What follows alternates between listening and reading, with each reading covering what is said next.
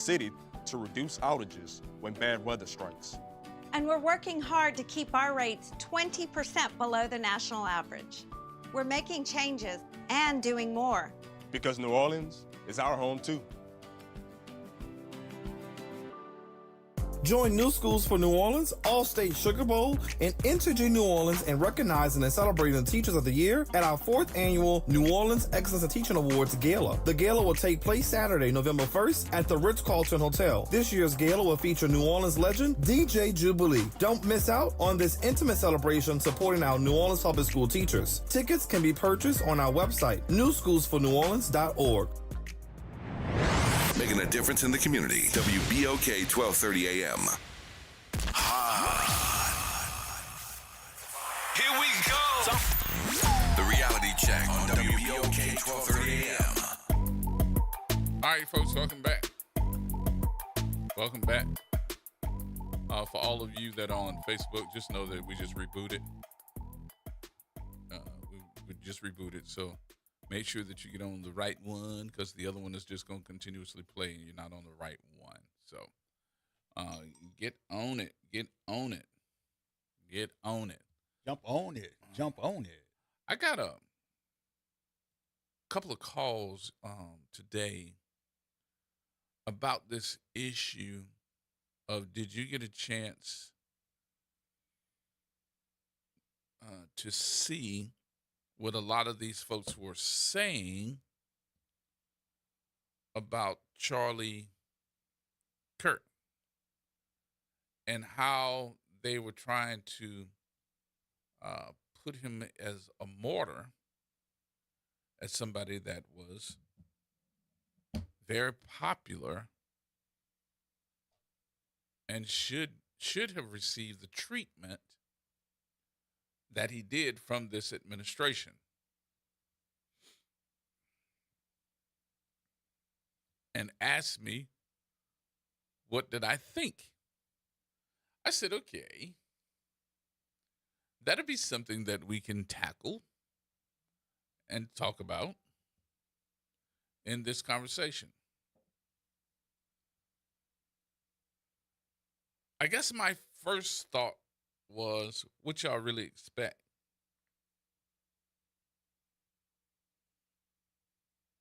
He can reach out to 100 million people with a flick of a wrist, with a couple of taps of his thumb. Doesn't mean everybody gonna follow him and they're gonna rise up. But this is 100 million folks that you can possibly get through. And if we didn't look at it that way, we have to look at it and say, what would happen to the platform? What's the platform if he's not a part of it? So I don't think that everybody really understands, especially older folks, these platforms and why are they so popular? Why is he so popular? So I want to do a comparison to the new day from the old days. Everybody's like, oh, Lord. No, I'm serious. I'm going to do a new day of communication compared to the old day of communication. And I watched this. It has manifested itself, and you're more than likely going to see some changes. But what do you mean, Gerard? I'm glad you asked. So we have a changing of technology. That's a good way to put it. Changing of technology. Because a lot of folks will tell me, man, we can't believe that, you know, y'all still on Facebook, yada, yada, yada, yada, yada, yada. I said, yeah, We still there. And that's one of our primaries.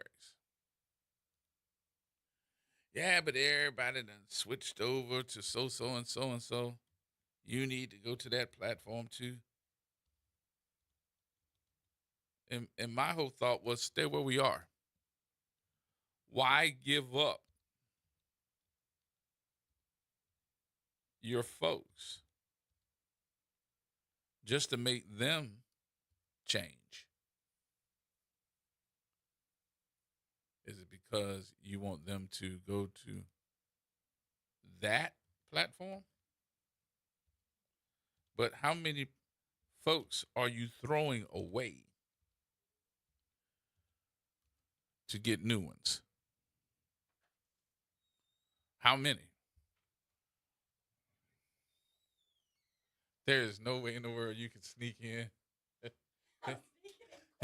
There is no way in the world you can sneak in and tiptoe. I'm sorry, you tiptoeing? You got her in the camera. She need to come around. She need to come around. Yeah. Come on round, set your chocolate. Come on.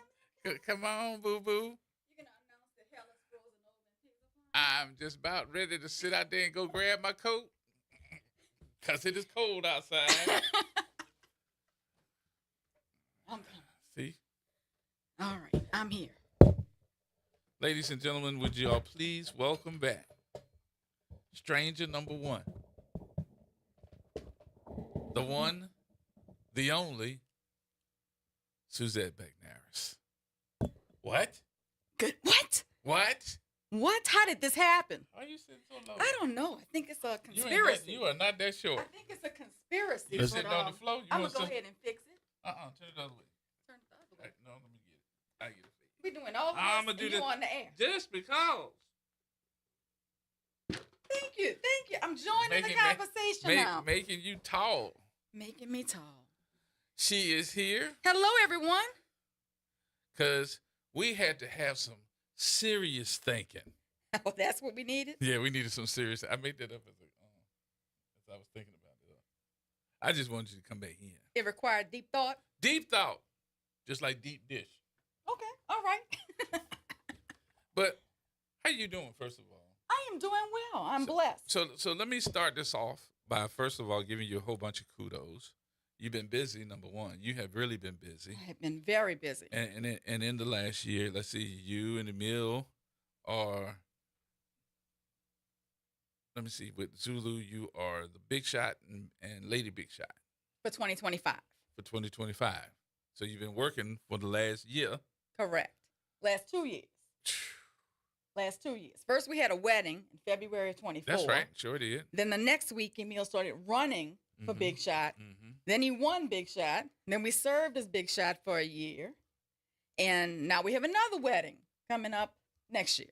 Wow. So we've been very busy as parents and, you know, just living our best birds out the nest life, too. Mm-hmm. And you have not only been doing that, you had to work too. I had to work, too. So you've been busy in court Been busy, very busy in court. and had some pretty big name trials. Yes, yes.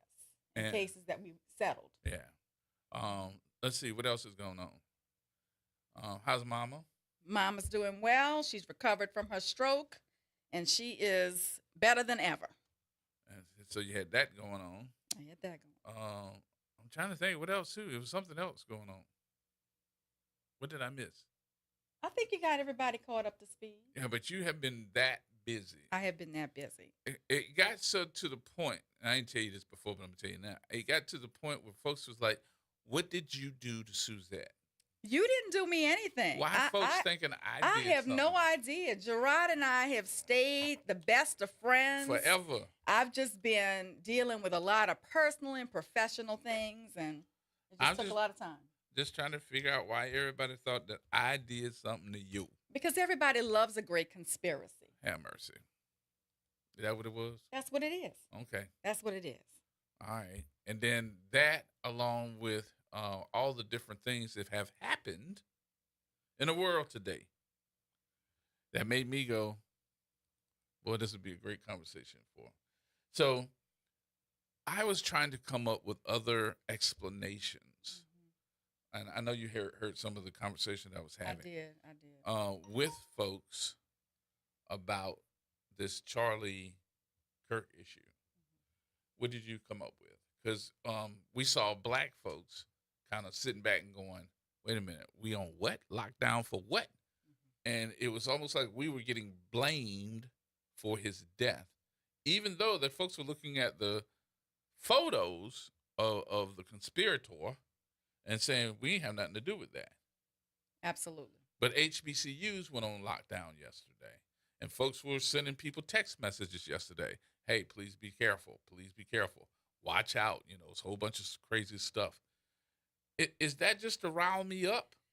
I think that we were the number one suspect right off the bat as a people because of who Charlie Kirk is or was, and because of what he stood for, and because of what he promoted. Mm-hmm. When you look at the things that he had previously said or done regarding Black Americans, then it is clear that they thought we would be the number one suspect of a people who did not want to see him alive and did not want to see him thrive. So, but after that, when we were like, hey, we can see this photo, we're still getting blamed to the point where there was emails that were being sent out. There was posts that were going up. Some of the most racist posts that I've ever seen, where they were counting off how many white people should kill black people. And I'm like, who's following up on this, though? And are people following up on this? And if you go through some of the social media posts, what you'll find is there were plenty of people that were ready to go through with it. And I was like, this ain't our fight. It's not our fight, and unfortunately, we received the backlash of it. It is very unfortunate that HBCUs were targeted yesterday when this happened in a predominantly white state with predominantly Republican voters at one of the whitest colleges in America. Right. And the shooter was actually the child of conservative Republicans. So, it's very unfortunate that all this happened. I think what it is this is where we are in America. When things occur, there's a Black perspective, a minority perspective, and a majority perspective. Mm-hmm. And we immediately get diametrically opposed to one another, and the blame game starts immediately. And here it started with the president, who said that the shooter was Democratic, was right-wing Democrat. He immediately said that right off the bat. So that rhetoric does not help. And then, I think that a lot of people just did not know who this man was until yesterday. Mm-hmm. I think a lot of Black Americans were posting sympathy posts because they just were not educated on who he was. Then the more information that started to come out about what he had previously said, what he had previously done, then people started to understand the empathy that Black Americans were not showing in the moment. Right. Okay. And I think that pissed everybody off to the Correct. point where there was no Black empathy. And I really do feel those that had that white and probably still do have that white rage are the ones that are like, okay, I'm not mad at you at the situation. Well, I'm mad at you at the situation because when I have a problem as a white man, I'm expecting your empathy to also be there. And when it's not, then I'm mad at you. There's a lack of understanding. But I also think as time went on and more social media posts were made regarding his history and regarding who he was, then I started to see more white Americans understanding and also posting understanding of why Black Americans were not feeling the empathy in the moment. What do you mean? Wait, say that again now? So as the time went on yesterday, the initial posts were all on Threads and TikTok, were all, sympathetic. This is an American hero who has died. That was the nature of the statements made earlier in the day. As time went on and minorities and liberals started posting more about the things he had previously said and done and who he really was, then I started seeing more of an understanding from white America in terms of the post as to why we were not being empathetic. I'm telling you, that's what I saw last night on Threads. So they even started saying, this is a person who had previously said that prowling blacks go around for fun to target white people. He had called Dr. King a very flawed one at that.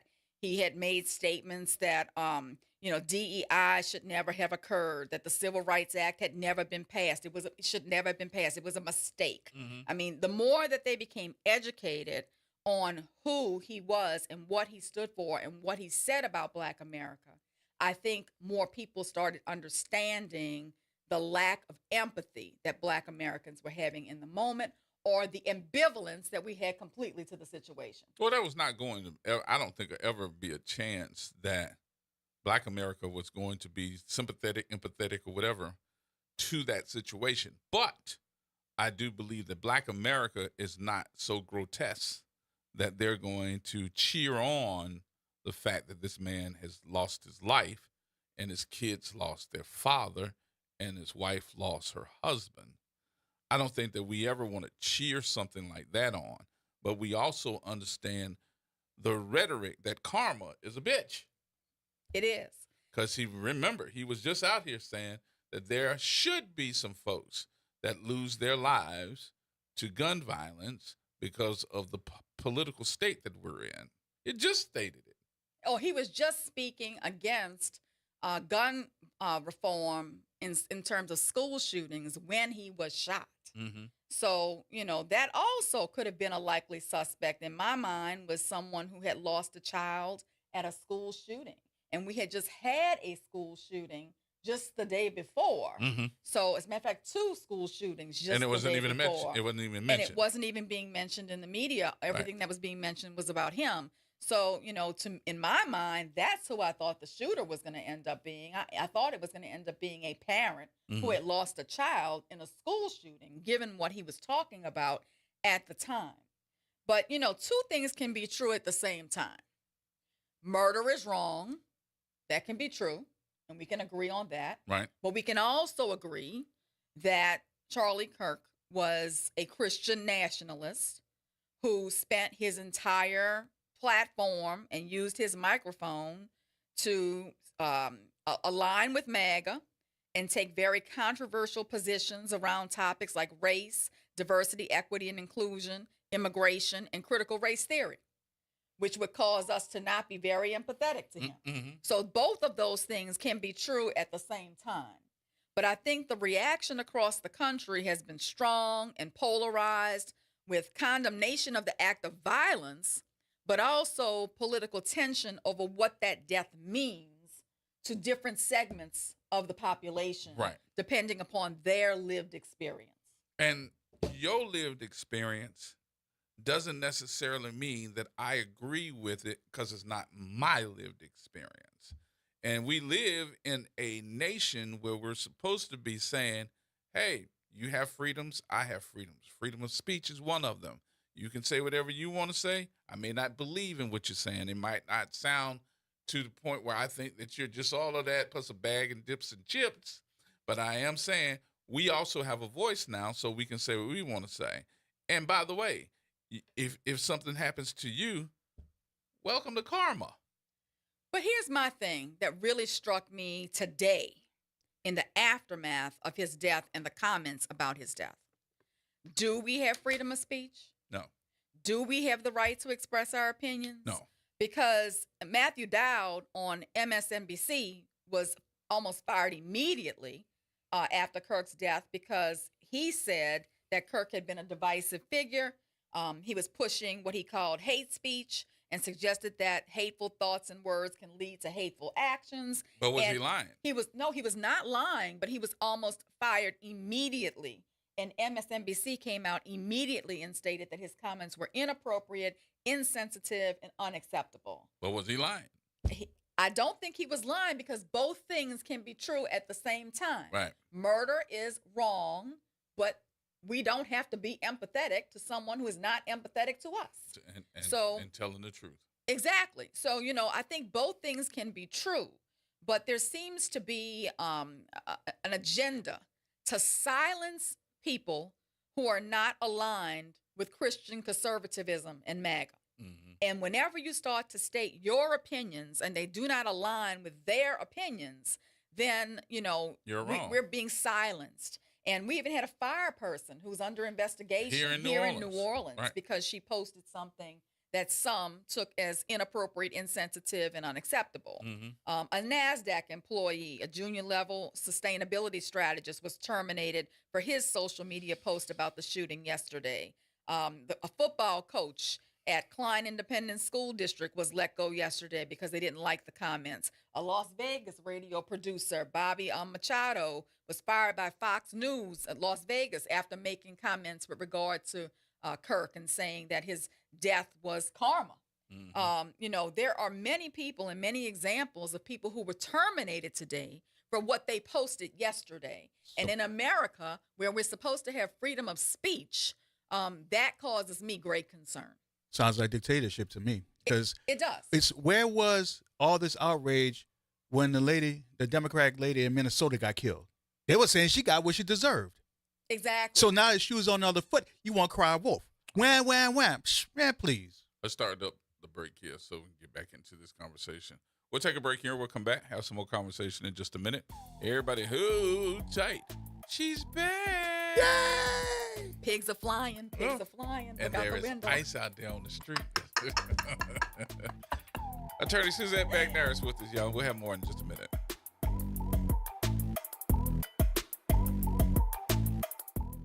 Hello, friend. Tavis Smiley here with a special announcement. You can catch my show at a new time. Weekdays from 1 p.m. to 4 p.m. Same great topics, same great guests, same great conversations, just a little earlier in the day. It's Tavis Smiley, weekdays 1 to 4 p.m. only on WBOK 1230 a.m. What New Orleans is talking about. A message from the community scientist. Do you live or work in St. James, St. John, St. Charles, Ascension, Calcasieu, Baton Rouge, or St. Bernard Parish? You may be exposed to harmful chemicals like phthalates, BPA, and flame retardants found in everyday products but linked to serious health risks. That's why the community scientist, a program of Rise St. James, brings you clear, science-based facts that protect your health and our environment. Stay informed, stay empowered. Visit risestjames.org today. Get ready, New Orleans. The Inspire the City Invitational is taking over the Caesars Superdome on Friday, September 12th. 2 powerhouse prep football matchups, one unforgettable night. At 6 p.m., it's Rummel versus University High, followed by a nationally ranked showdown at 8 p.m. as Edna Carr takes on American Heritage from Florida. Celebrate the spirit of our city, honor the legacy of Ed Daniels, and experience football at its finest. Tickets are on sale now at InspireNolaSchools.org. At New Orleans East Hospital, we believe healthcare should come with heart. Located at 5620 Reed Boulevard, we proudly serve the New Orleans community with compassion, courtesy, and a commitment to excellence. From healing to education, we want to be your trusted healthcare partner that's close to home. New Orleans East Hospital, delivering a culture of healthy care. Get in on the conversation at 504-582-9422. Here we go. The reality check on WBOK 1230 AM. Ooh, boy. Yes, indeed. Welcome back, folks. I'm telling you, this is gonna be another hour and a half of this. I don't know if I'm gonna be able to survive. Hey, Mr. Elmo. Yes, sir. How you doing? Good. How you doing? Well, I listen to the media, radio, and all the medias, like newspaper, name it. And I just find it so interesting about free speech, where people are sanctioned because they said something that maybe people don't necessarily like. There's a lot of things I necessarily don't like, but I mean, I think you have a right to say it as long as you don't threaten anybody or anyone, But again, I made myself very clear yesterday. There was no love loss on what happened with him, but I wish that never had happened. But again, sometimes now if you can remember, I'm older than you. I'm not saying I know more than you, but Miss McNair could probably, if she reads history and understand Malcolm X. I remember when Malcolm made a comment that chickens came home to roost, pertaining to John F. Kennedy, and the Nation of Islam went berserk. I mean, they sanctioned Malcolm. I know there was more to it than that, but they made like they wanted to sanction Malcolm because they said it was inappropriate what he said. I don't think the Nation of Islam or the Honorable Elijah Muhammad gave a rat, you know what, about what Malcolm said, but they used that against him. But again, we have a right. We live in a society with internet, Instagram, Facebook, and all. Well, people will say inappropriate things, but listen, I mean, that's what this country's based on. I'm a Vietnam vet. I'm very pro speak your mind, speak your will. As long as you don't threaten anyone, any society, any group of folk, I got a problem with that. You don't have a problem with that. I don't have no problem you giving your opinion. We shouldn't have to. We should live in a society where I got to be worrying about what you say. I got to be man. Hey, man, that's all part of. Thousands of American soldiers died, man. I'm a Vietnam vet. Thousands of our people, and Afro American men died for free speech, man. Okay. Yeah, I would agree. I think that, I can disagree with someone. I cannot accept their opinion, but they should still be allowed to express their opinion. Charlie Kirk, I did not agree with his opinions, but in America, he should be allowed to say his opinions. Mm-hmm. And I should be allowed to state my opinion as to why I disagree with him. When we start silencing people because we disagree with their perspective, then we also are not growing as a people because we can't even consider what other people are saying. Right. So, I think Black Americans may view this moment as a test of whether standards of respect and accountability apply evenly, or whether political alignment still shapes what speech is punished or excused and what speech is considered acceptable. Political alignments. Right. Political alignments are seemingly defining what is appropriate conduct and what is inappropriate conduct. Right. And all I have to say to MAGA is there may come a day when you are no longer in power. Do you want to be silenced? Or do you want to be silenced when the shoe is on the other foot? I don't think you want to be. So stop silencing us for disagreeing with you. Well, see, this is the thing that I paid attention to. Now, the President of the United States, no matter how you relate to him politically, the social contents, being liberal, conservative, whatever the case may be, the president always supposed to set the standard in terms of unifying the nation. And I think that Trump is very chicken, you know what, for not doing that, because the first thing he made some negative, very negative comments. Now, again, you watch TV and social media just like I do, I'm sure, and you notice every major Democratic leader, president, former Democratic presidents, congressmen, senators, all gave their condolences to the young man that got shot and killed. Everybody was saying it. And I seen when Pelosi's husband, when you remember when he almost got killed, you know what? They was almost laughing and joking about it. You follow me? Yeah, because hitting the head with a hammer. Yeah, remember when they hit him in the hammer? They were laughing and joking about it. Mm-hmm. So the bottom line is, I think we don't really want to understand it because it may not be appropriate to say it, but I'm going to say it. We're at a political war right now, and you got to be honest about it. When you look at the history of America, keep on saying how divisive. What was more divisive than the Civil War? The Civil War was divisive because why? You didn't want to respect the rights of our ancestors, Afro-American men and women and children, wanted to be free and have civil liberties like everybody else. So we keep on saying divisiveness. Well, this is still carried on. So we need to fix the facts and stop putting our finger out, like you don't understand what's going on. We're really at a war right now. Another revolution, if you will. And I think we need to understand it and try to attack it. And let's not, I don't think you all, that you all recognize it. That's why you're talking about it. Ms. McNair is talking about it. But a lot of people don't want to talk about it, and they're trying to dismiss what I may be saying. Like, I don't know what I'm saying. I know exactly what I'm saying. I'm a Vietnam vet. I fought for my country. Afro-American people, Europeans, Asian Americans, Hispanic Americans, for a reason, man. I ain't go there just to. I just twiddled my thumb when I went to Vietnam. I was 19 years old, man. My youth was taken away from me. I got you. So I respect our Bill of Rights, our Constitution. I respect Ms. McNair's attorney. She's a lot smarter than me, and she give very thoughtful legal thoughts that will really enlighten me on the rest of the day. And you know, I really appreciate you. Well, you always got to remember something. Freedom ain't so free these days. No, it's not. Yes, sir. But it No, it's always not. has come at a great price. Yeah. And let me leave you with this. I think it's Benjamin Franklin and so-called founding fathers. He say, freedom or freedom or liberty is if we can keep it. If we can keep that, and right now it's hard for us to keep it right now where we're going. Mm. All right, Mr. Elmo, thank you. Thank you, I brother. appreciate you. There's a lot to unpack and a lot to think about in this moment. And I think many Black Americans see a pattern. Mm-hmm. When a conservative figure is harmed, there's often swift, unified outrage. With But all the resources. Yes, but for many Black victims of political or racial violence, the response seems to be slower, more fragmented, or politicized.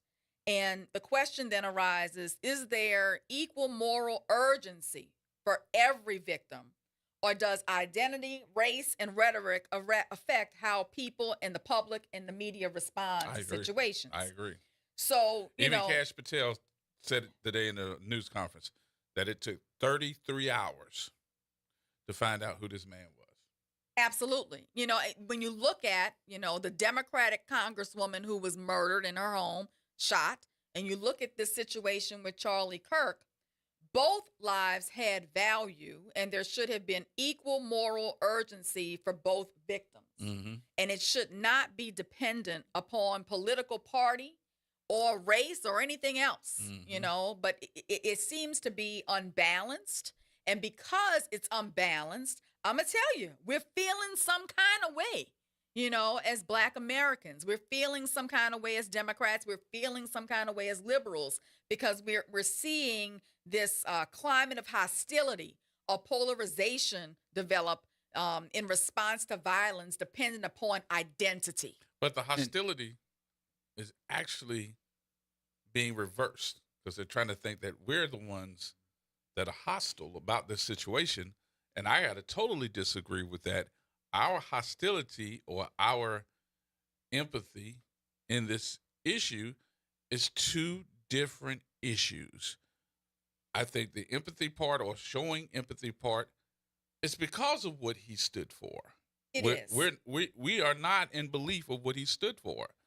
The other part of it is, look how long it takes to get a case solved for somebody of color compared to what we just saw, and the use of Air Force Two to come pick up the body. Absolutely. And the staff's flying at half mast. Right. I think if I had been a 9/11 survivor, I would have been pissed. Or a family of a 9/11 survivor, or a resident of New York City, or even Americans in general, I think took offense that flags were flying at half staff, not for the 9/11 crisis, but for Charlie Kirk. Mm-hmm. And I think also Black communities are disproportionately affected by gun violence. And when someone who defended broad gun rights dies by gun violence, it might seem as an illustration of how unrestricted gun laws put everyone at risk, but especially people of color. Right. Okay? So that issue was also not considered. We are disproportionately adversely impacted by gun violence. And this is someone who advocated gun rights. So what do we do to make sure that this doesn't happen that way again? When we see the rhetoric that this man stood for, it had nothing to do with us at all. Well, I think hopefully, conversations like this, where we are explaining the Black American perspective, and we also are listening to people explain the conservative perspective. Mm-hmm. I think those kinds of dialogues and conversations help us to understand each other's position a little bit better. And then hopefully we realize that people aren't always acting from a position of hate. They're acting from a position of their own lived experience. So let's have that conversation next hour. That perspective of what black people stand for and make other nationalities or origins understand that what you're thinking is the worst, but it is not us. It is not us. All right, 504-582-9422. Get your call in. Galloway, you coming up next. We got to go to news real quick. We'll be right back.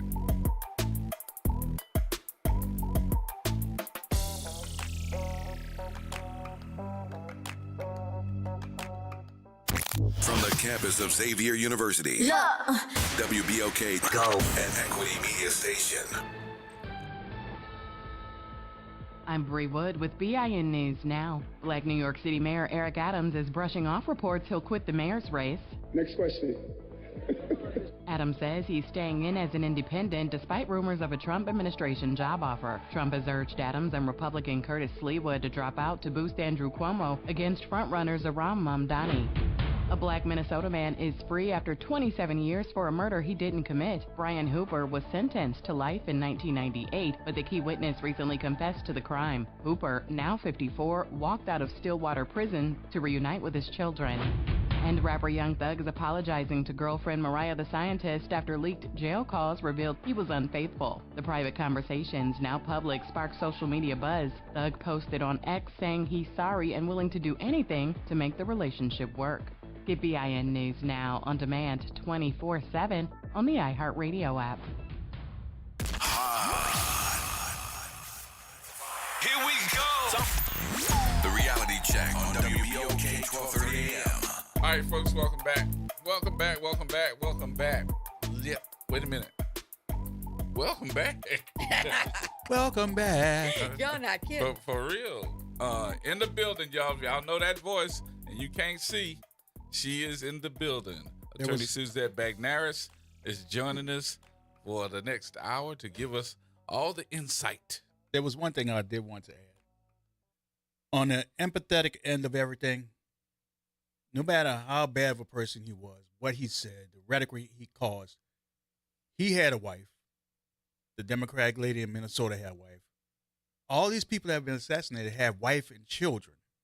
And people kind of tend to forget that because they're so focused on demonizing the person that they forget that they are humans and they have families. But we're just looking for the same urgency and the same compassion to be shown when it's someone who is not necessarily aligned to MAGA.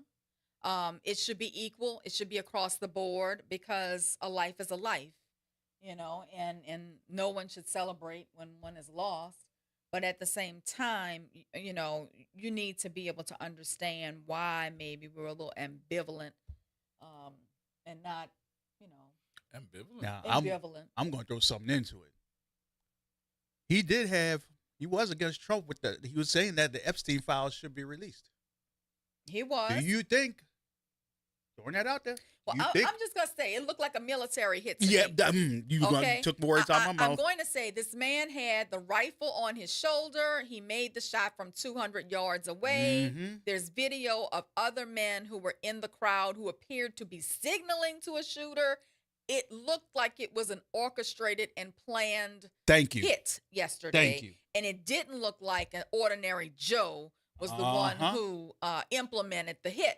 So there's a lot to unpack here. He was a proponent of releasing the Epstein files, you know, and also it did distract people from talking about the Epstein files all day.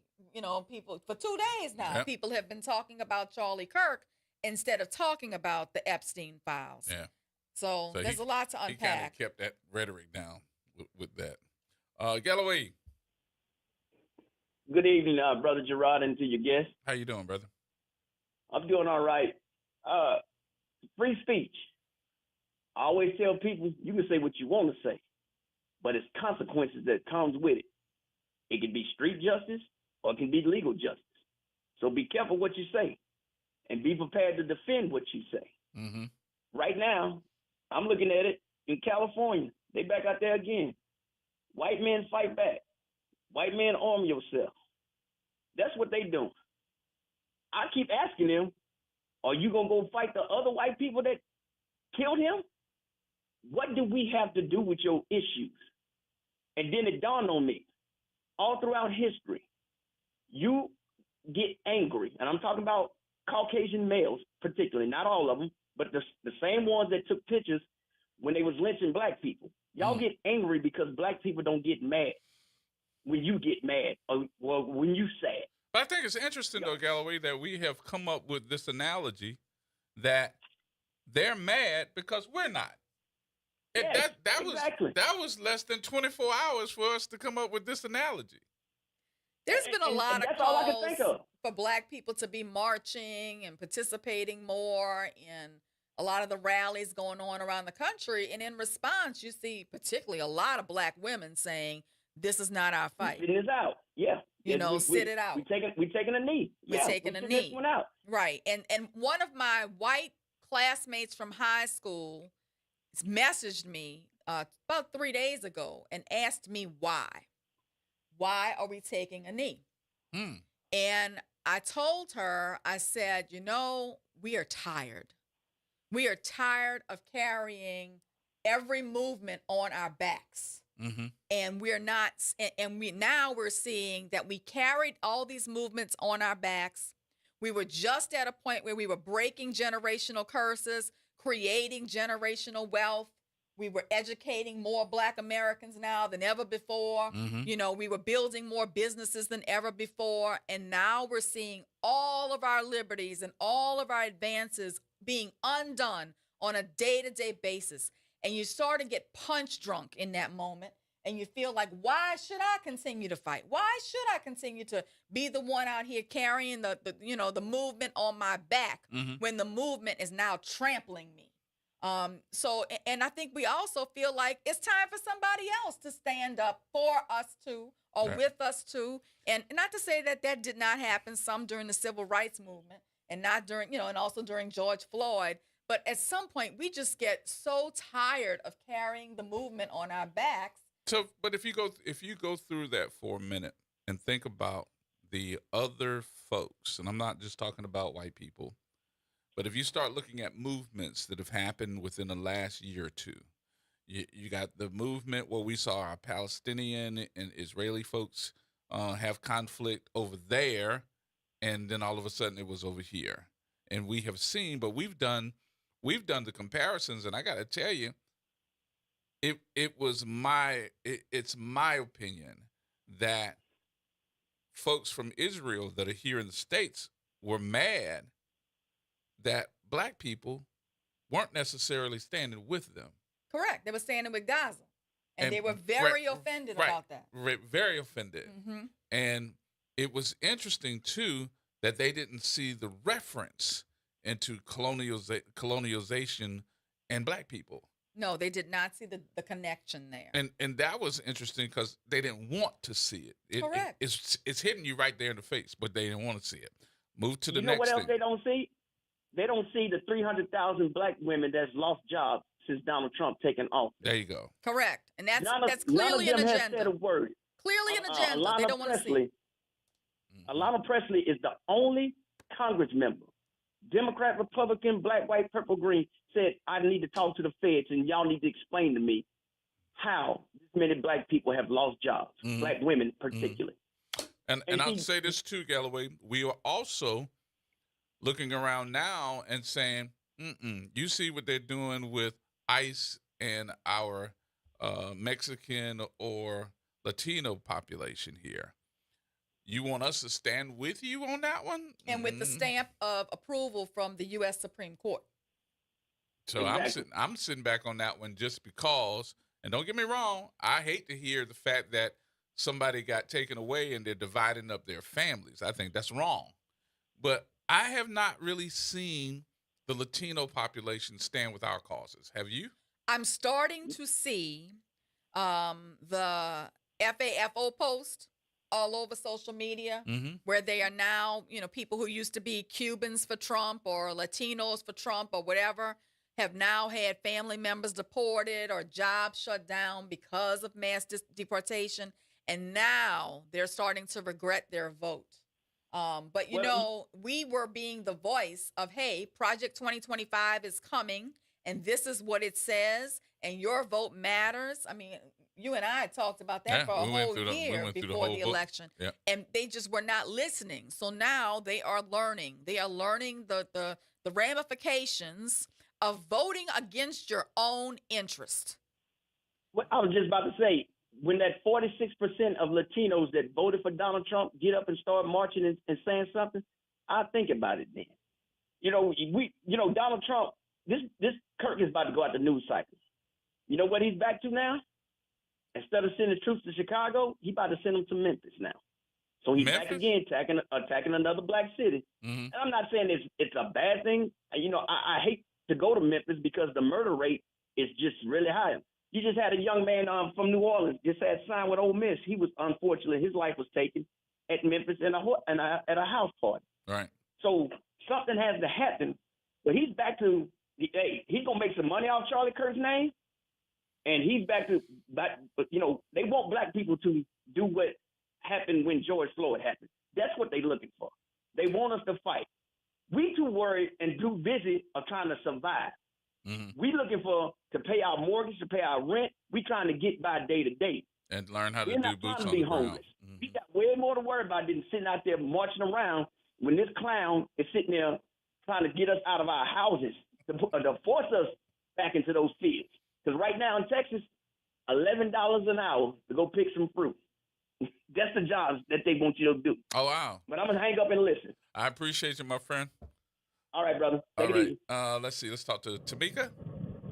Yes, I'm here. How are you? I'm doing good. How are you, Gerard, and other hosts that are there? I'm sorry I didn't get out his name. She the co-hostess with the Moses. This is attorney Suzette McNair's. What you got? I wanted to elaborate on what the host had just mentioned of why black women are not, I guess you could say, out marching, protesting, or whatever. Okay. And I kind of heard towards the end she did bring it up, and because I was calling to say I can tell you exactly why. During the election, and I guess before, once they decided to nominate Harris. I mean, basically, in a nutshell, we spelled it out. We spelled it out. We written it out. We laid it out. We mentioned, look, this is what 2025 is basically saying. We did the research. We took them for their word. With, Trump, of course, he's going to lie all throughout the campaign. Oh, no, I don't have anything to do with it, yada, yada, yada. But black women, we absolutely 100%. We warned. We warned white people. We warned Hispanics. We warned each other, ourselves. Mm-hmm. And it was like, okay, well, nobody we listened. Told you. We tried to help. We tried to, basically let you know that from the history of everything our ancestors have gone through, this is what it is. And so when they decided to go against themselves, because that's what I called it, they went against themselves and their causes, and decided to vote for Trump. It's like, I want to say, I know for myself, I can speak for myself. It was like, okay, well, I wash my hands. Now it's time for y'all to get out here and fight. I mean, we are tired. Mm-hmm. We are tired. And it's at a point, and it's like, okay, we know what's going on in our communities. We know what we need to work on. And that's how I'm feeling the same in regards to the local election, the mayoral election. I mean, I get so upset because I haven't been able to go to the forums that was recently at Xavier because I have a lot to ask. I'm not going to just vote for you just on a simple fact of a previous lawyer who ran with Cantrell is telling me, vote for Helena. I'm not saying Helena's a bad candidate. I appreciate that I've seen her on the news trying to fight for the Willows in the East, but I'm also disappointed sometimes at Oliver Thomas because I'm like, this New Orleans East is your district, and basically so much is shut down, including the police department that closes at 8 p.m. It makes no sense. It's almost like saying to the criminals, hey, there's not nobody that's going to oversee you. Do what you want. I grew up in New Orleans East. I now live in Gentilly, but my parents, I'm 45 years old, and I love y'all show, and I tell anybody that's my agent under. Listen to WBOK. So, the music and all that is great, but it's not talking about anything. It's not benefiting us. So my whole thing is put up or shut up. I'm tired of the fakery. I'm tired of the, you come around when it's time to vote, but we don't see you no more. There's no reason New Orleans East should be where it is today. We all know the truth. We all know that after Hurricane Katrina hit, anybody that unfortunately was in the projects or wherever got moved out to Littlewood. And what did that do to the homeowners? All my life, my parents struggled, putting me and my brothers through St. Mary's and St. Aug. And New Orleans East was the mecca of the city. Yep. We didn't have to go to Metairie. We didn't have to go to Esplanade Mall. We had everything in New Orleans East. And we were productive citizens. That we're still productive citizens. And yeah, there's some bad apples in New Orleans East. There's bad apples everywhere. It ain't just in New Orleans East. So. And I get that, but it's no reason. It's no reason why New Orleans East should be given up on. Yep. You still got beautiful homes. My parents still live out there. Yep, I you have are correct. Family members, classmates who bought homes out there. There's no reason that we have to travel to yonder just to get the basic needs, to go to the grocery store. You got one store, Winn-Dixie? Come on. It's I got ridiculous. You. I know. So, We're going to have that conversation too. So, Mr. Gerod, I appreciate you guys and what you're doing, and I see it, I hear it. I don't even listen to the music no more. I get up in the morning, I'm listening to WBOK. I'm definitely listening on my drive home, and I'm telling any and everybody my age, younger, pay attention. Stop with all the foolery. And check us out on FM. If they don't like AM, they can check us out on FM at 107.1. Oh, yeah, because I need to tell you that sometimes the FM station goes out, and I go back to my 12:30 a.m. That's all right. At least you got a choice. So. Okay, well, I thank y'all. Thank you so much. I appreciate you, dear. Thank you for the call. All right. All right. Have a good weekend. You too. Bye-bye. All right. Lee. Hey, G. What's happening? Not much, man. It's a hard act to follow. I just want to say, we have been fighting for 409 years, ever since we set foot in this place. And I, for one, all of the so-called progress we've made through and up to the civil rights era and beyond, up until today, we allowed this Mr. Stupid to come into office, along with his ignorant helpers, and we just forget about what took place. What happened to this man? Yeah, it's a tragedy. No one should ever lose their life to violence in such a way. This man said some bad things about people of color. His heart and mind was not right. He was not Christian-like. God tells us in the Bible, you will know them by their works. You can't preach, I'm gonna feed the hungry, clothe the naked, and comfort the downtrodden, and then go about doing the opposite, burning food, not clothing the naked, and having an attitude of let them fend for themselves or pick themselves up at their own bootstraps. This man really said people of color are not worthy of anything, and he was not desperate. He was definitely not a Christian. I'm not judging him, but he didn't walk the walk, nor his idol, Trump. These men are evil. And evil is as evil does. It's just like being stupid. And I am sorry he got killed. I really am. But this man had no desire to do what is right, to make equality known or available to everyone. And that's what we're talking about. And America has never been, blacks in America have never been on a level playing field. Never. I don't care what people say. They can talk about, oh, we had the right to go in a restaurant. No, we have never been on a level playing field because we don't have the same complexion as them. Yep. And that's on them. So don't give me this stuff about we were making progress. No, progress is never in the favor. I mean, waiting for progress is never in the favor of the oppressed. It's always the advantage of the oppressor. Yep. You can make laws immediately. You can't do this. You can't do that. But if you don't exercise it and we don't see it, we don't participate in it. Yep. I don't have to go to you because the law says that I have the right to go to you. I spend my money where I want to spend. If you treat me poorly, I'm not going to patronize you. And, we as blacks have to realize that there's never, ever going to be a level playing field. Okay. All right, Lee, we got to take our break here, man. All right, man. Later. I appreciate you much. No All right. problem. All right, we'll take our break. We'll come back. Have some more conversation in just a minute, y'all.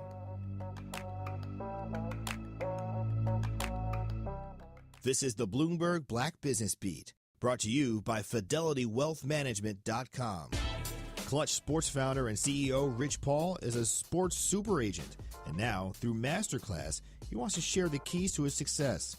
Masterclass is a subscription-based online learning series featuring world-renowned experts, celebrities, and industry leaders. For Rich Paul, he wants to make sure his Masterclass isn't focused too narrowly on just sports. I wanted to make sure that I found a balance and not just talking about what happens in the business of sports, because everyone isn't in that business, but giving people what I would say would be a very relatable and understandable perspective on how to evolve. Paul learned how to negotiate watching his father.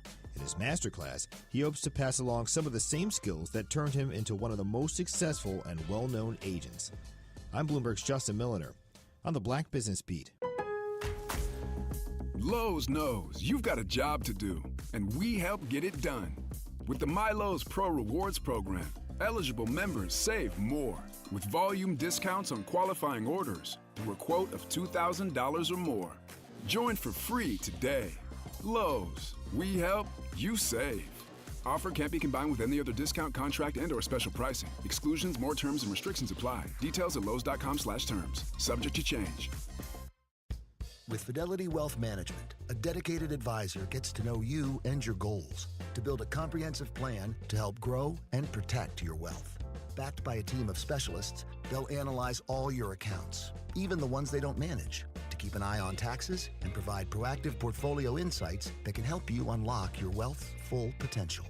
Learn more at fidelity.com/wealth. Investment minimums apply. Fidelity Brokerage Services, LLC. Member NYSE SIPC. This is Monica Pierre along with Sally Ann Roberts-Daybone, co-host of Your Power is On. Tune in Sunday mornings from 7 to 8 a.m. for music that feeds the spirit. Get your Sunday on. Right here on WBOK 1230 a.m. and WBOK1230.com, the station you listen to all day long. Tired of the impersonal, one-size-fit-all style of banking? You deserve a bank that delivers exceptional service and personalized attention to your needs. That's the Home Bank Standard. Since 1908, Home Bank has been a trusted financial partner for businesses and families because we go the extra mile to help you reach your goals. See for yourself why Home Bank is good for business, good for life. Stop by any New Orleans area location or find out more at home24bank.com. Home Bank, member FDIC. Saints of God, it's time for us to tell you the truth. It's time for you to start your 21-day challenge. Don't take another day. Do it right now. Call 504-701-4711. That's the whole water stove, Pastor David Impartian Sr., the host of Change Your Water, Change Your Mind. This is the water that's designed to change your body, the way you think, the way you act, and the way you look. Why don't you start your 21-day challenge today? For $35, you can start it right now. Call me so we can set up your appointment. 504-701-4711. That's 504-701-4711. Change your water, change your mind. Making a difference in the community. WBOK 1230 AM. Here we go. The reality check on WBOK 1230 AM. All right, folks. You got jokes. You got real stupid jokes. Stupid Breaks is are what always stupid does. interesting. For those of you that are just tuning in, you are not having problems with your computer. It's not a flashback to last This year. is not it's a new replay. show. She is here. Attorney Suzette Bagnaris is with us up until 6 o'clock. Alvin, you're on line too. What you say? Hey, we're at the G Attorney Bagnaris. How y'all today? I'm doing great. Thanks for calling in. That's good. I'm doing well myself and the WBOK family. So I kind of come in on a little bit of the last part of the conversation, but so hopefully I can make some points that are cohesive and be cohesive to make a statement to make the whole point to add something to the conversation. The first point I wanted to make is it was interesting that Hold on a minute, Alvin. I gotta ask Suzette a question. Did he just go around the block just across the street? Okay, never mind. Go ahead, bro. Wait, did you do what? I thought you went around the whole block just across the street. He's putting it together, and he needed just a few more seconds to put it together. Okay. He's got it. I'm with you. Go ahead, brother. You got it. You got the floor. Go ahead. So one of the points that I heard on the satellite radio was what was interesting when she mentioned about the Latino population, how it's like they not coming or didn't come to our defense, and now that's y'all fight. And my point is, I was listening to on the satellite radio, a Latino guy called in, and he was explaining to the host that now he understands what we was talking about. And he admitted that before, when we used to hear black people say, oh, we can't walk in our own neighborhoods and we getting harassed by the police, he said he really honestly, truly thought it was a lie. It was just, all black people looking for this and, all the negative stuff. And he said, but now that the tables are turned and he's actually afraid to go outside and go to work, and he was like, I understand now. And the host was like, we feel you, we got you, but oh well. And the second point I thought about, I said it must have been a black host. Yeah, it was a black host, yeah. Uh-huh. But that response, that's the response that a lot of us are giving and getting right now. Yeah, because like the last caller said and what the other caller said previously, we even on this particular show, you didn't go through the whole thing, but you went through a couple of pointers of the 2025 plan. So it wasn't like it wasn't being talked about. And then the next point I wanted to ask or say was, since we got our other members of the conspiracy club here, I guess figure I'll call in and add a little bit of conspiracy too. That's all right. Make your subscription count. Go ahead. Because remember that like you said, all the distraction by him saying about the Epstein files, and all of a sudden your head knocked off or your neck knocked off or whatever, with all due respect to him and his family. But you also look at the smoke screen about the numbers that are going to start coming out about the tariffs, the effects of the prices, and people losing jobs and things are happening. Then you got the debt ceiling about to come up where they're probably about to shut the government down, so things are happening behind the scenes. So it's a lot of other stuff that's going on that the president and this Congress should be taking care of as far as the people's business, that they're not, because they're too busy taking care of Donald Trump's business and Project 2025's agenda. You want to take that one? Well, look, I think that when the government confers the highest civilian honors and flies the flag at half-staff, right, it's saying this person embodies values worthy of national admiration. Right. And Black Americans, in turn, then ask which people get honored and why. Why are we flying the flag at half-staff for someone who perpetrated verbal violence against Black Americans every day and carried a platform that was basically saying African Americans were not worthy of job positions and not worthy of access through DEI and all these things? What makes this American worthy of the highest civilian honors? And I think there's a little bit of inconsistency regarding who we honor and who gets memorialized. And it makes us question, is America sending us a message in this moment with the flags flying at half-staff and him getting the Freedom Medal of Honor? is white nationalism what is valued in America now? Yes, because No look at what's happening in our cities now. Remember, G, how we talked about way back during the protests, and he called up all different law enforcement organizations to come to Washington D.C. and they were running around with masks on, no identity, and da da da da. And remember, I said then that was a live fire exercise, and lo and behold, what happened January 6th? So again, that conspiracy part is when you start putting troops in position like this, you're getting them familiar to the territory, you're getting them to understand the terrain that they'll be in. So once we start doing some other stuff that we got planned, y'all are already on alert, so y'all just fit right into what we're doing. That's why you have all these cronies in these positions, all these yes men, because remember, if he's a quote-unquote businessman, what we always say, if you have a lot of yes men around you all the time, every day, you'll never get the true story. You're only getting their story. But you know what I like about this, though, Alvin?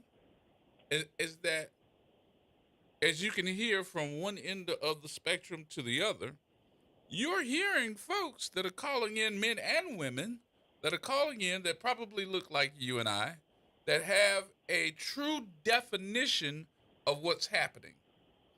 Here's why. And even though that we're here to kind of put the pieces together, you all have actually been concentrating on this without our help. Yes. And I'm loving it because there's an intellect here that I know the average person that don't look like me and you probably sitting back and saying, what the hell is going on here? Well, hopefully they're listening and they're learning a little bit more about the Black perspective and why, for many Black Americans, we're feeling that the honoring of Kirk and what he stands for is signaling that our voices and our perspective and our lived experience in America is less valued in this moment. It's sending that part right there. Yeah, it might be an inadvertent signal that they didn't think they were sending, but by elevating him and calling him a national hero for espousing hate towards Black people, you are also sending a message to Black Americans that they need to be marginalized, deserve to be marginalized, and are not being respected in the moment. And it is apparent, too, that somebody, or should we say the young man, Tyler, who's responsible for this, also felt the same way. Yes. And good G, you just stroked my other comment. Because that's the irony of this. Because it's not Black people. You were reaching out to the young white males who you said were being part of the replacement agenda and all that other stuff, but yet here it is, it's a young white male that took you out. Yeah. But then y'all want to blame us for that. It's not our fight, dude. Right. No, it's certainly not our fault. It's certainly not our fault what occurred in Utah. But for healing, recognition needs to come with honesty about both what a person stood for and what others believe was harmful. And when the honors omit that truth in the moment, that two things can be true, murder is wrong, but also white nationalism is wrong, then that's harmful. That sends a harmful message. So, honoring someone with a Freedom Medal isn't only about respect, but it frames their legacy and influences how history remembers them. Yep. And history is going to remember this white Christian nationalist MAGA person who espoused hate towards Black people as a national hero. And was assassinated on 9/11. So now we're going to change that narrative eventually. Yeah. And then in closing, when we talk about that Medal of Honor, because as being an ex-military person and the son of a military man and the family members who are military, it's you in the same voice are trying to disenfranchise and disingenuate all African Americans or Black people, whatever you want to call us, except the other word, that have fought for this country And that's what used to upset me when I came home from time out of military. When I was younger, I would get into it and have spit down arguments. It's like, but I served. Yeah. You didn't. Yeah. I served to give you the opinion to call me what you calling me. Really? Mm-hmm. But we less of a, okay, all right. So, but yeah, it's interesting what's about to happen, OG. And we just got to just pay attention and just keep talking. And make sure we keep talking about what's going on so that we'll all be on the same page. So Exactly. All right, Alvin. Thank you, brother. All right, Nuck. Talk to you in a minute. Have a good weekend. All right, James. Hey, what's happening, y'all? What's going on, brother? Not a whole lot. Trying to clean up what I was saying yesterday because I didn't have enough information, but I felt it. I saw you run from it. I saw you run from it. Nah, I ain't run from it, bro. Listen, you can't be if the shooter's still on the block and you gonna talk about the shooter, you know what I'm saying? You don't know if they're coming for you. They ain't coming for you. We ain't gonna let that happen. Man, you don't know who they're coming for, bro. The Yes, point I'm trying to make is they was trying to switch this whole thing around and make it about a civil war. They want to go black-white again. They want to do that, and they're trying their best to do it. This was a pool shot. This man was talking about Netanyahu. That's the big no-no. And the Epstein file wouldn't go away because he wasn't allowed it to. Mm-hmm. So this was a pool shot. It was like 2 for 1. If I kill this little birdie, I'm gonna send them all to war, and they're gonna go attack the blacks, which Bibi and them, they living under false pretenses. They the fakes in this whole. They the wolves in sheep clothing in this whole orchestrated plot because most of them in our government, and they know it. We know it. You know, most of us know it. So we talk conspiracies. Let's go there. You know what I'm saying? Let's put it out there. You know, these people are under the cover of a dog agent, and you know they're trying to spin narratives, or they are spinning narratives, and people not really seeing what's going on. Man, Gaza is a parking lot right now. It's a parking lot right now. You understand what I'm saying? So no, yeah, I'm gonna talk high in a situation where I don't know who coming, who's shooting at us. We have no idea who shot that child. That dude that they got maybe the shooter may have been a part of the whole execution, but we know for sure we saw 2 dudes standing next to Kirk, and they were throwing baseball signals out there. Yep. So we need to be very careful. We need to be very careful. Like I said, the caller before me yesterday, he was talking some righteous talk. But we all need to prepare, man. We need to prepare because if they decide to turn around and say what's happening, then we got to be able to defend ourselves. Yeah. Because that's what this all is, a pool shot, bro. One shot, 8 ball, corner pocket, but I'm gonna bang it off the 7. You know what I'm saying? Like it's a pool shot, man. They know what they're doing. The martyrdom sticker that they're trying to put on them, the medal of honor and all that foolishness. That man, they know what they did. They sent that hit now. It's like, well, just a cover up. Just a cover up. Okay. What other way to insult these black MFers than to give this man the medal of honor? Right. You know, and get us all up in arms about that. And these people playing a wicked game, bro. These people playing a wicked game, and I don't think we all, you know, seeing it. Yeah. But I'm gonna tell you, Gaza is a parking lot right now. All right, the James. devil a lie, because David slew Goliath. So yeah. I'm gonna hang up. All right, James. Thank you, brother. Mr. Harrow. Yes. You know, it's about, 25 minutes to 4 here, and I was taking my afternoon nap, and my son was in the garage, and I told him to come in and turn on WBOK.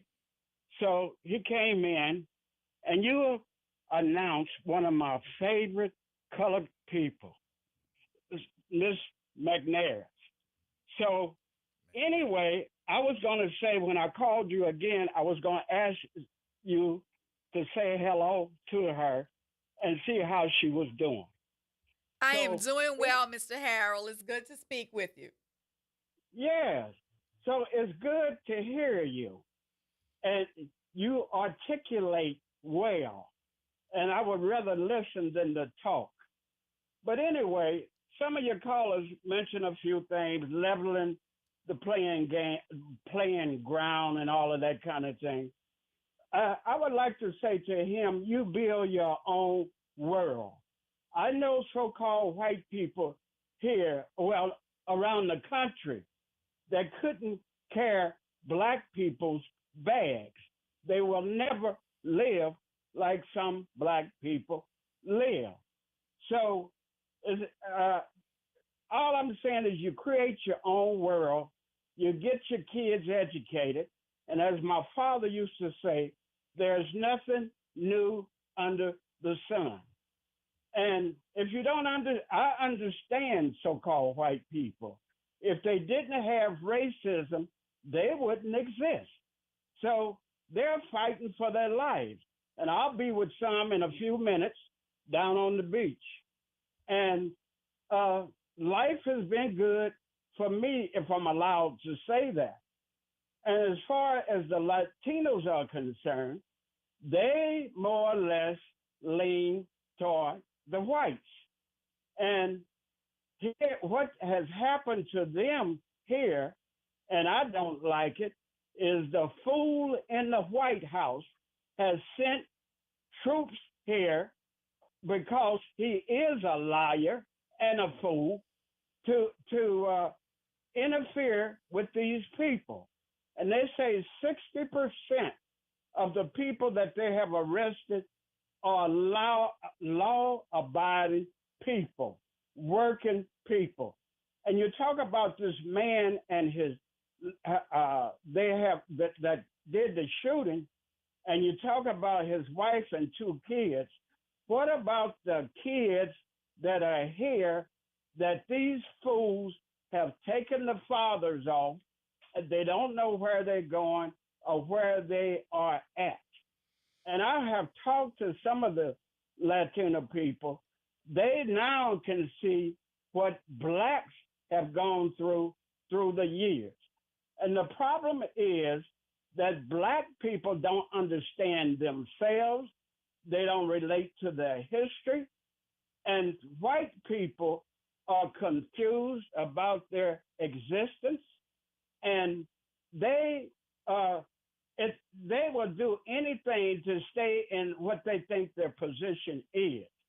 And the fool in the White House, as soon as you get that trash out that has toxic blood running through his veins,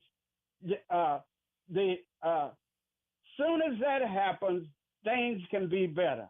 But Miss McNair, it's so good to hear you, and I couldn't wait. I couldn't wait to call and say so. And I guess that's about it. So it's about 3:45 here. Life is good for me. Life, we are our brother's keepers. And what people need is information. And what black people don't have is togetherness, supporting each other, like the Jewish community. So anyway, you all have a good evening, a good weekend, and I'll talk to you later. Well, it was great speaking with you, Mr. Harrell. We appreciate you calling in. It's been a long time since I've spoken to you. I guess to kind of sum it up, Gerard, for public credibility, the outcry and the protection must be consistent, not only when the event involves high-profile individuals or conservative causes. You know, I think that we all need to be more aware of each other's lived experiences, and that those lived experiences do inform our perspective when things like this happen. Yep. And, you know, I don't understand why we're flying flags at half-staff right now, because it is sending a very negative message to people of color about what we value in America. All right, Mr. Harrell, thank you, sir. Right. When you say conservative, 99% of it means racism. Yeah. Yes. I'll talk to you later. Yes. All right. Okay. Talk to you later. Bye. All right. More coming up, y'all. Everybody hold tight.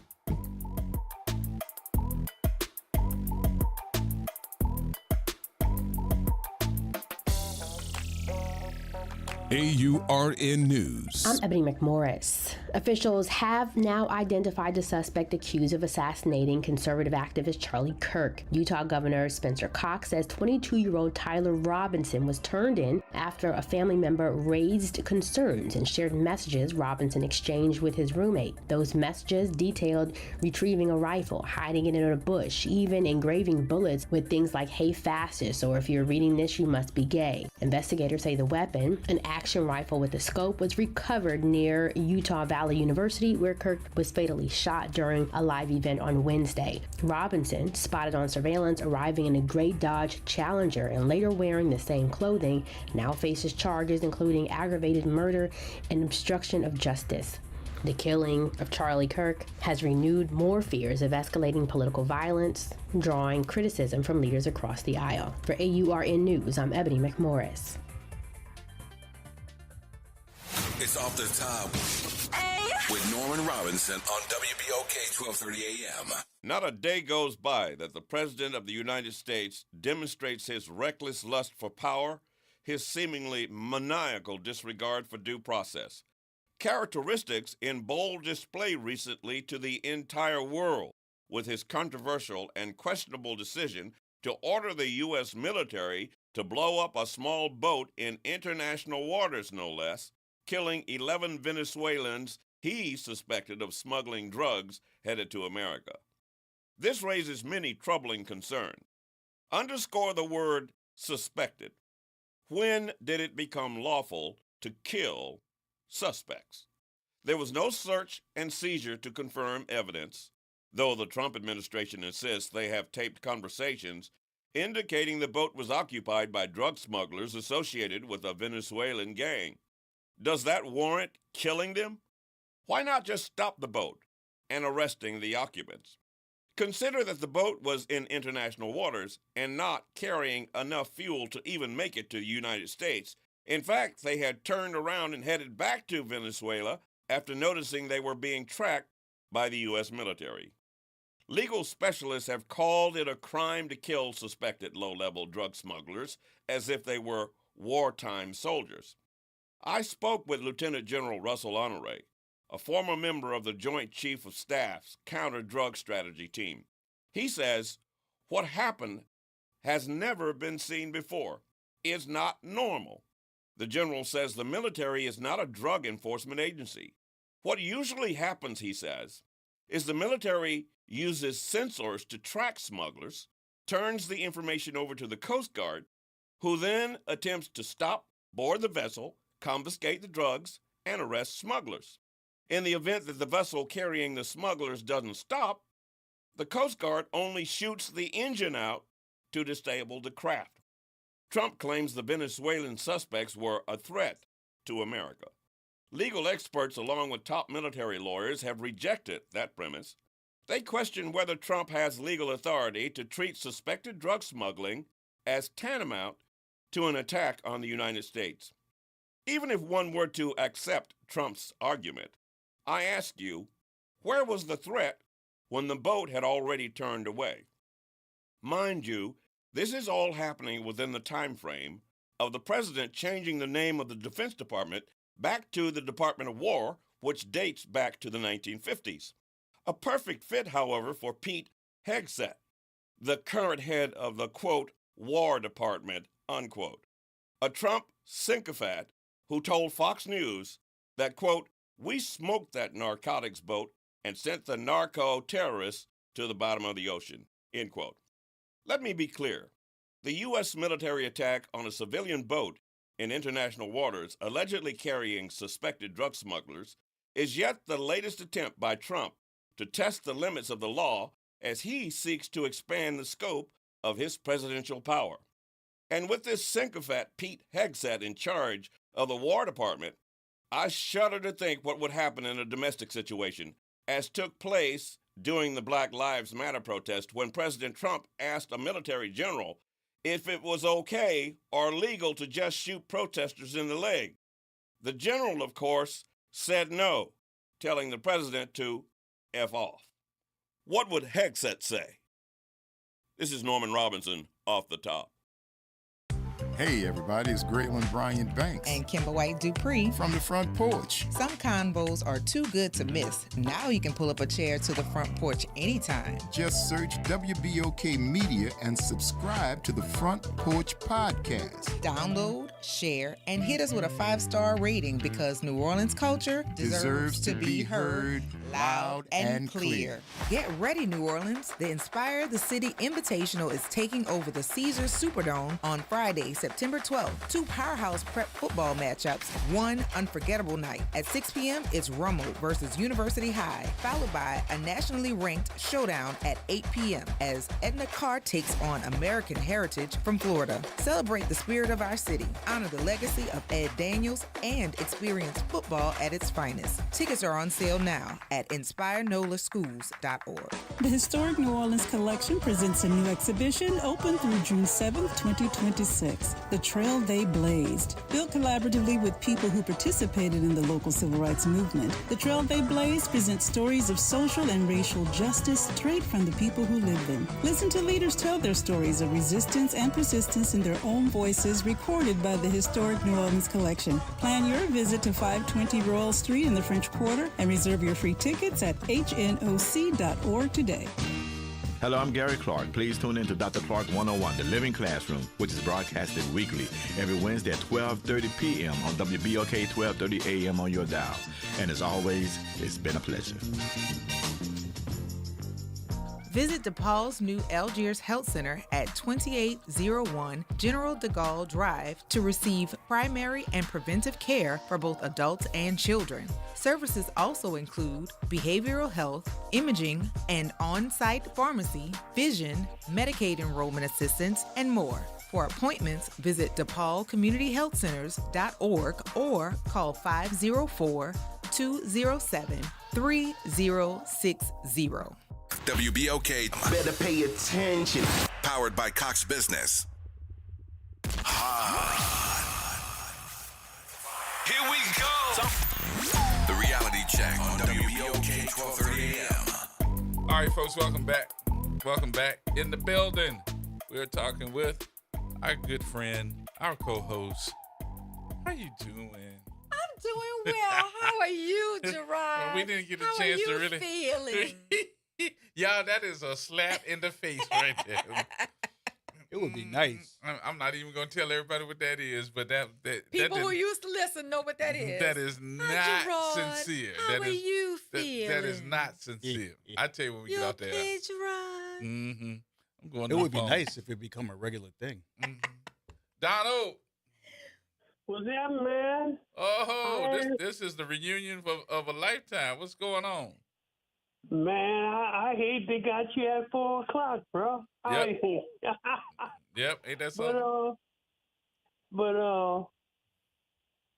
I've been listening to you all, but see, he testing the National Guard, and the regular army gonna rebel if he try to use them to do certain things. Mm-hmm. Just like that general told him no. You know. We were just talking about that. He's growing a private militia that is working at his beck and call, and they're making more money than the military. They don't have to follow the military's rules, and he's just creating his own little war machine.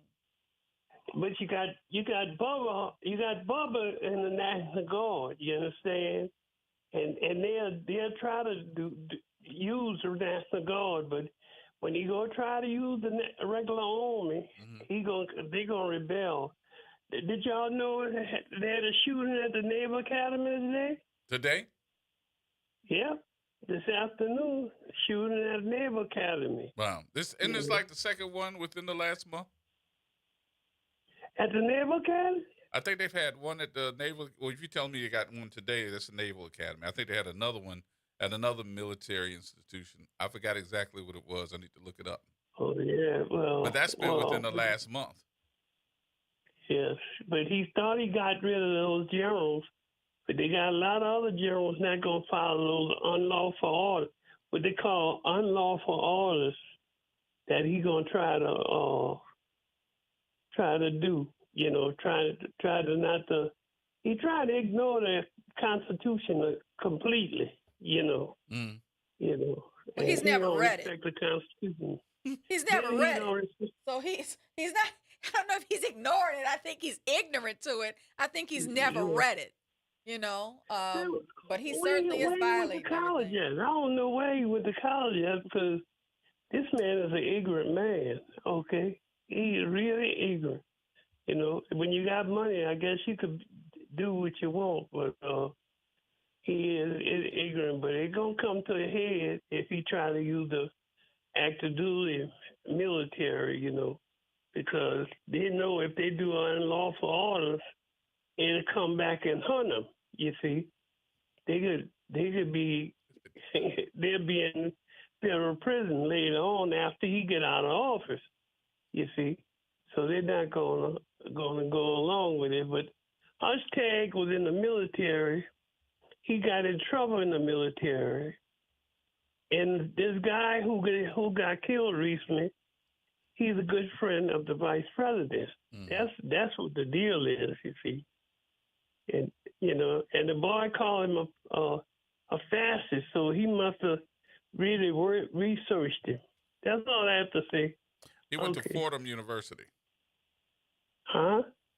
He graduated from the University of Pennsylvania in 1968 with a bachelor's degree in economics. Then you got Ivanka, who went to Georgetown. Elon went to the University of Pretoria. Illinois. And Barack Obama went to Columbia University. Trump went to Fordham? He went to Fordham. Yep. No, that's why is that Fordham? That's why he don't like the Ivy League, because they refused him. Yeah, and they refused his son, So I think he also went to Wharton School of Finance at some point, and they say that he didn't really pass, that he got bought his way through. Yeah. But Donna, we got to get out. We got to get out.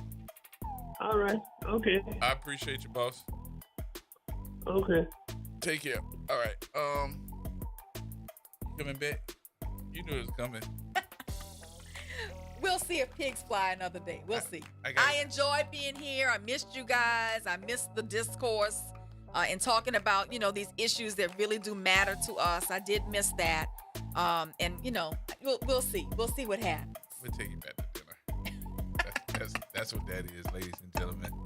I'm being put in a position where I got to pay for dinner again. So that's all right. I'll do it. You're taking that for the team. Yeah, I got you. All right, folks, that's going to wrap it up for us. We will see you on Monday. So y'all have a great rest of the weekend.